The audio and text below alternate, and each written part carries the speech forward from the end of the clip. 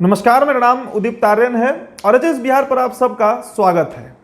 चुनाव परिणाम आता है, उसके बाद महागठबंधन के जो लोग होते हैं वो बार बार एनडीए गठबंधन पर ये आरोप लगाते हैं कि सरकार के द्वारा जो स्थानीय प्रशासन है उनके मदद से महागठबंधन के कुछ लोगों को चुनाव हरा दिया गया।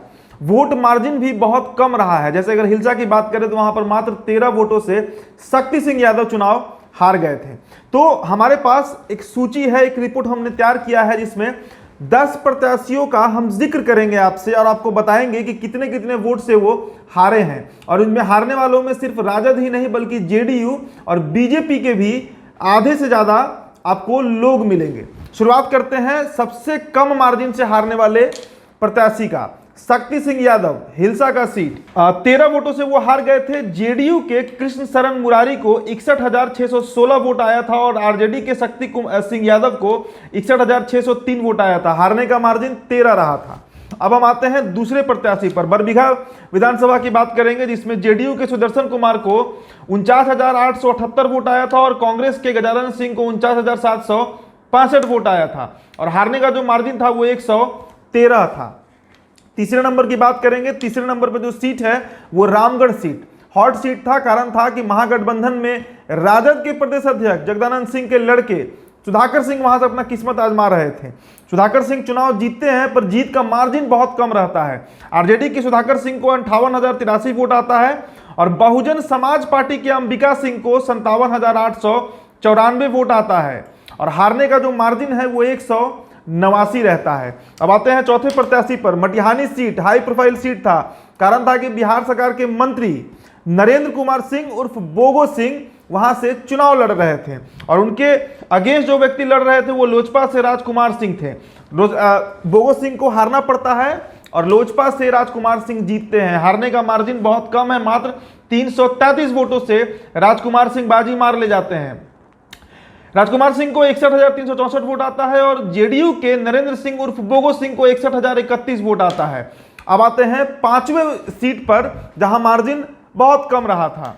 तो इसमें कुरहानी का सीट है ये, जहां पर आरजेडी के अनिल कुमार साहनी जीतते हैं। उन्हें 77,901 वोट आता है और बीजेपी के केदार प्रसाद गुप्ता को 77,475 वोट आता है। हार का जो मार्जिन है वो 426 रहता है। उसके बाद आते हैं गोपालगंज जिले में और गोपालगंज जिले का भोरे सीट। भोरे सीट से जेडीयू के सुनील कुमार को 74,067 वोट आता है और सीपीआई-एमएल के जितेंद्र पासवान को 73,605 वोट आता है और यहां पर भी जेडीयू के प्रत्याशी 462 वोटों से जीत जाते हैं। आते हैं अब 7वें नंबर पर। तो ये डेहरी विधानसभा सीट है, रोहतास जिले का डेहरी विधानसभा सीट, जहां से सिटिंग एमएलए सत्यनारायण यादव थे। अब वो चुनाव हार चुके हैं। फतेह बहादुर कुशवाहा वहां से आरजेडी के टिकट पर चुनाव लड़े और चुनाव जीते, पर वोट का मार्जिन बेहद कम रहा है। आरजेडी से फतेह बहादुर कुशवाहा को 64,567 वोट आता है और बीजेपी से सत्यनारायण यादव को 64,103 वोट आता है। वोट मार्जिन जो है हारने का सत्यनारायण यादव का वो 464 रहता है। अब आते हैं 8वें सीट पर। यह चकाई का सीट है और यह सीट भी बहुत कम मार्जिन से जीते हैं। एक निर्दलीय प्रत्याशी, जो इकलौते निर्दलीय प्रत्याशी जीते हैं वो चकाई के सीट से ही जीते हैं। देखिए यहां पर निर्दलीय सुमित कुमार सिंह को 45,548 वोट आया था और आरजेडी के सावित्री देवी को 44,968 वोट आया था और हारने का जो मार्जिन था सावित्री देवी का वो मात्र 581 वोट रहा। अब आते हैं 9वें नंबर पर। बछवाड़ा विधानसभा। बछवाड़ा विधानसभा से सुरेंद्र मेहता जीतते हैं भाजपा के।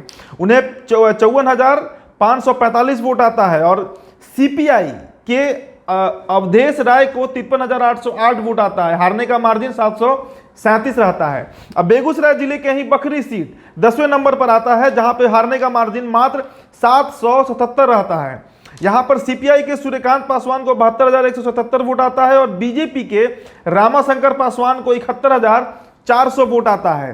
तो ये 10 लोग हैं, ये 10 सीटें हैं जहां पर जो दूसरे प्रत्याशी हैं हारने वाले वो मात्र 700 से कम वोटों के अंतर पर हार जाते हैं, जिसमें बीजेपी के भी और जेडीयू के भी लगभग 4 प्रत्याशी शामिल थे।